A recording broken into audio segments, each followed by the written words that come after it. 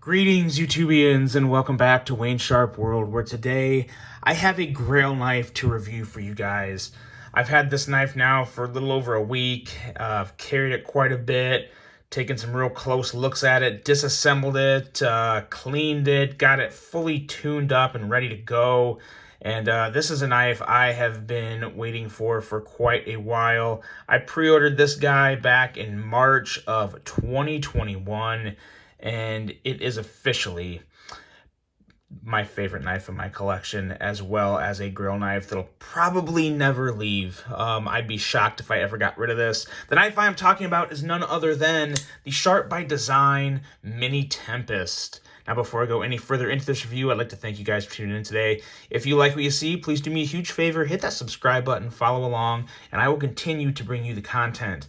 Now, let's take a look at some overall specs on this knife right here. We have an overall length of 7.8 inches, a blade length coming in at 3.5 inches, and a blade width coming in at 960 thousandths. Blade thickness on this guy is 140 thousandths with an M390 blade, a drop point style blade with a full flat grind on that M390 blade. We have a handle length coming in at 4.3 inches with a handle thickness coming in at 512 thousandths and a handle width measuring right around here at about 933 thousandths, so just shy of an inch. We have a handle material of titanium with a stunning set of inlays that are gold, dark matter, fat carbon fiber. In case you guys are not familiar with fat carbon, that's actually the name of the company. They manufacture different types of carbon fiber, and this is their gold, dark matter version, which is absolutely stunning.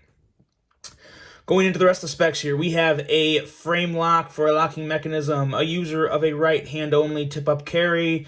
I don't quite have a weight on this guy. I have yet to get a new scale. I really need to get on top of that and get another scale. But for the size of this knife, definitely not heavy whatsoever. It's 3-point-something ounces, but I'm not exactly sure what it's coming in at, but very manageable, no weight concerns whatsoever.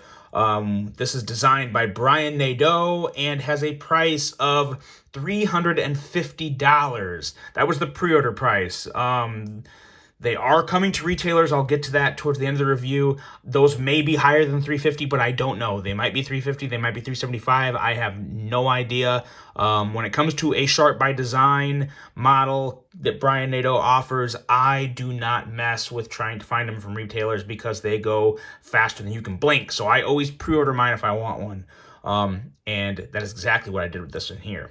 Now let's take a look at some size comparisons to see just how big this knife is, because it is called the Mini Tempest, and it is technically mini compared to the original Tempest, but not by much. It's still a decent sized knife. Let's compare it with the Spyderco Smock, and in all honesty, the Smock is probably the best size comparison I have in terms of width, length.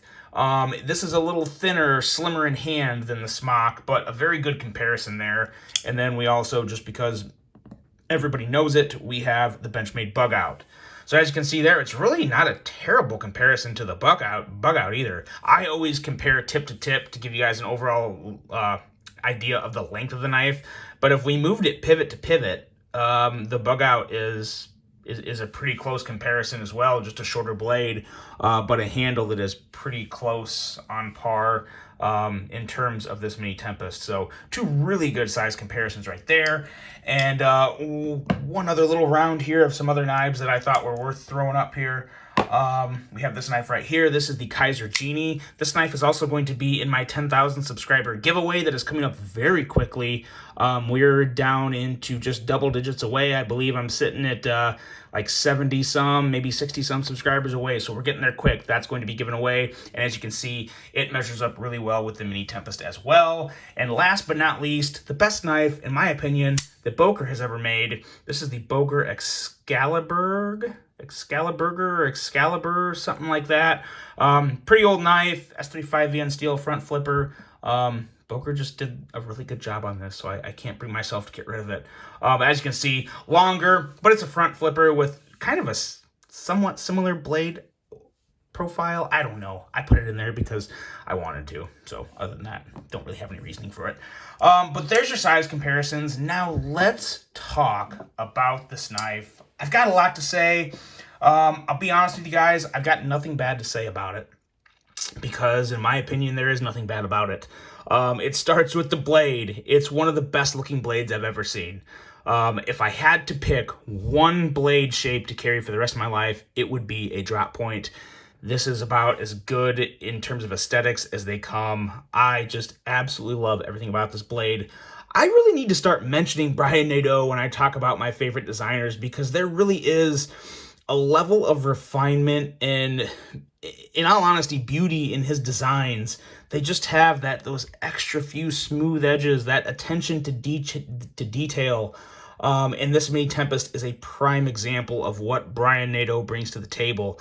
If you've ever seen his customs, they're just a little extra. I don't think bougie is the word, but they have that extra level of just it grabs your eyes and you don't want to stop looking at it because the design is just so smooth and flows together so well. It's exactly what you have here.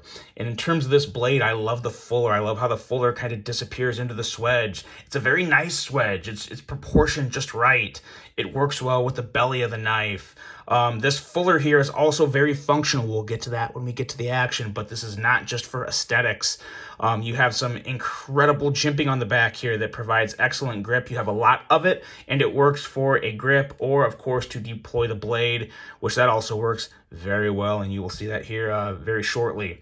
In terms of the edge itself, we have an edge that comes in at 18 thousandths, so plenty thin enough, nice slicey blade with an excellent steel and M390, and of course you have that hand rubbed satin that is just, and this is hand rubbed. This is not some type of machine imitation. This is the real deal, and it's just gorgeous. It really is. It adds that extra bit of just pop to the blade, of obviously a subtle pop. It takes away some of that satiny sheen, which I like so much. And I also love how it matches the clip here. Just a great pairing.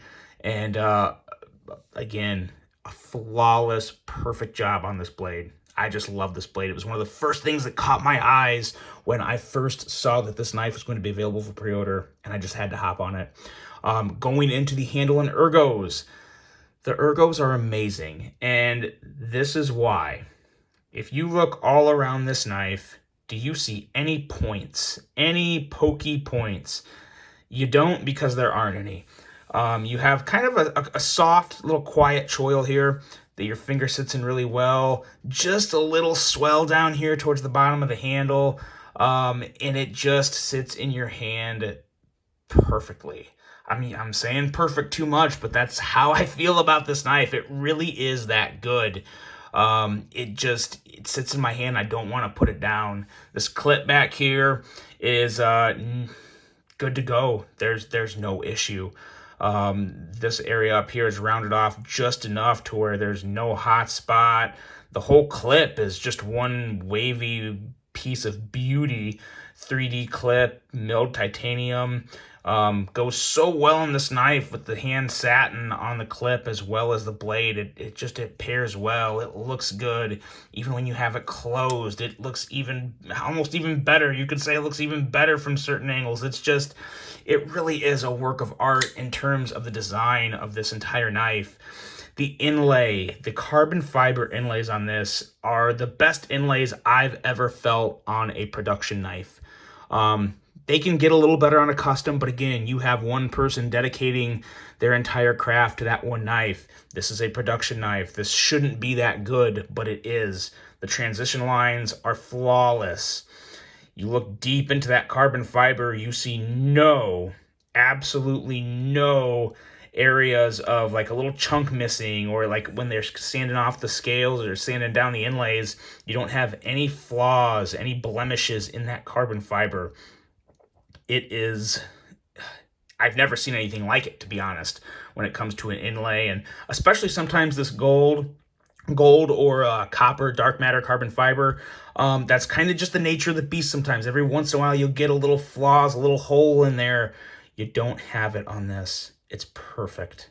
It's absolutely fantastic. And on top of the quality and finish of this inlay, I love the design of it. It fills the handle. You get enough, but not too much. I just love the proportion of it in the handle. Everything that Brian puts in, all the thoughts he puts into his designs, they just work and they balance out so well, which is, I think, a really strong point in what makes this knife as good as it is. And the pivots are another thing. They're a small part of the knife, but they work so well with kind of that little, I guess you call it a 6-shooter theme, kind of like a revolver chamber or whatever. It just looks good. And even though it's different from a lot of other knives, it works so well within this design and well within the Sharp by Design kind of, I guess, body of design that goes into his production designs. They're just great. I kind of get lost in my words sometimes because it's hard to describe something this good sometimes. Again, I know I'm gushing, but it's honestly how I feel about it. I carried this for a few days to try and find something that I really didn't like about it. There's just not. There's really just not. The construction of this handle is very simple. What you have here is one screw going in the pivot, and back here there's just one long screw that keeps the clip into the handle. I guess if I could magically make one thing happen, I would like to not see a screw here, but that's really impossible because there has to be a screw visible on the clip side or the show side. And the way Brian figured this out, the way he designed it, you can't, I would much rather have the screw facing on the clip side because that's always usually, that's more the meat and potatoes side of the knife. That's where the lock is. It's where all the screws and stuff normally are. It's where you take the pivot off. So totally understand his reasoning there for why he put this all together. And it works. It turned out excellent. And it's just a very solid construction. Even though there's one screw back here, you have a lot of support because of the titanium here. It wraps around. It kind of acts like almost a backspacer just without the screws because it supports. There's kind of a wide base here, and that's all mashed together. So you're not going to have any wobbliness within the handle. Nothing's loose. This is a very solid, well-constructed knife that I enjoy very much. And of course, with any Brian Nadeau design, you have excellent access to the lock bar here. As you can see, this knife has broken in very, very well. Extremely smooth. It's got the milled out area here. You just push your thumb in. As you can see, in there is the detent on the Brian Nadeau. Integral detent system is what this is called. So this whole piece of metal in here is all one piece of milled titanium and just screwed in. So there's not a detent ball. It's just, it kind of reminds me of a brake pad. It's not the best comparison, but when I see this, I think of a brake pad on a wheel. So that's just me. But this is all one piece of titanium, or no, this would probably be stainless steel because titanium's soft. So I'm assuming this is maybe stainless steel. May have to look a little more deeper into that, but regardless, that is his unique detent design. And that was my biggest question with this knife when I pre-ordered it. I was really curious on just how his detent design was going to interact in terms of action and how well it was going to be. And ladies and gentlemen, I am here to tell you, it works like a dream. What you get in this action is buttery and smooth. Buttery and smooth front flipper, kicks right out. You can do all the methods of deployment you want. It's reach around approved. The regular front flipper is effortless. I get just enough. This 3D milled clip gives me just enough to grab onto. If this was a thinner amount of material, if this was like a standard bent over clip, I'd probably be wanting a little more, but I get just enough grip off that clip to grip and rip and flip, and boy, oh boy, does this knife, it just reacts so well and so smooth. This is not the snappiest knife. It's not one where the blade just whoosh, rockets out, but it still has a very, very nice thwack, nice acoustics, and just a very, very, very smooth action. Comes right out, easy to close, one or two shakes, and it's in. Everything about this knife is smooth in terms of action. Now, again, I did open it up. I did clean it. There was a little grit in there. Not ideal from a $350 knife, but that's just is what it is. If you buy a $350 knife, you better be prepared to maintain it. If you're not going to maintain it, don't put the money into a $350 knife. You guys, if you buy things to use them and keep them maintained, keep them in proper functioning order, and that includes keeping the bearings clean. This is running on bearings, but one of the things that I really like about a Brian Nadeau design are those bearings are basically completely caged in there. There may be a little room for something to get into those bearings, but for the most part, I don't think it could. I don't know. I've never had it happen. But very, very nice caged bearings in there, completely enclosed and safe from most, if not all, debris getting in the actual pivot itself and messing with those bearings. Overhaul thoughts, guys. Easily one of my all-time favorite knives. As of right now, it's my favorite knife in my collection. I don't have anything that beats this. I have other knives that may be more sentimental that I carried on special occasions, but in terms of just a knife that makes me happy, the only knife that gives this one right here, this Mini Tempest, a run for its money is my Conagarius, and that's it. It's two knives, and I don't know. Well, if I had to keep one, I'd keep my Arius because that was my wedding day knife, but this was just damn good. It's a clean, classy design. In my opinion, it's about as perfect can be. Now, as I was saying, this is coming to retailers. Based off what Brian put on his Instagram, again, this is not my inner knowledge. This is me just following Brian Nadeau on Instagram, but it sounds like next week, Blade HQ, DLT Trading, Knife Center, Cranes Cutlery, and Arizona Custom Knives will be getting some of these in. I don't know when. I don't know how many. Don't ask me because I'm not going to try and find out. I don't have time to do that. But I can tell you this, regardless of how many are going to each of these retailers, they're going to sell out within 5 or 10 minutes. They're going to be gone. And that might be generous. They may sell out instantly. I don't know. But that's where they're going. Blade HQ, DLT, Knife Center, Cranes Cutlery, and Arizona Custom Knives. So, in my opinion, I'd give DLT Trading a look first. I'd follow them real closely, snag them up. It doesn't matter, though. They're all going to sell out in the blink of an eye. Cranes Cutlery is another great place to buy from. They've worked with my channel in the past. I'd highly recommend them as well. And, of course, everyone knows Blade HQ, Knife Center, and Arizona Custom Knives is a little smaller place, but they have a website. Go look them up. That's where they're going to be. Now, if you guys want to get some, try and grab them from the retailers. Good luck.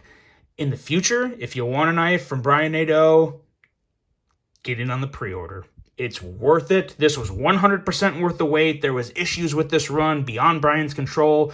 You can't hold that on that guy. It's a whole cycle of people he's working with, going back and forth from here to Riyadh, and then the logistics of everything. It was a nightmare for him, but at the end of the day, I would pre-order this knife 100% of the time, over and over and over again, because I'm that happy with it. It's a fantastic knife. Action is absolutely on point, and it is one that is going to be in my collection probably for my entire life. Maybe one that I even pass down to my kids if I ever have one. Who knows? That's still a work in progress. But nonetheless, there it is, guys. The Sharp by Design Mini Tempest. Let me know what you guys think. Let's take one more close look at this guy for anyone that is considering a pre-order on it, or not a pre-order, to try and grab one from the retailers, excuse me. It's just a really, really amazing knife. The definition of smooth and beautiful, in my opinion.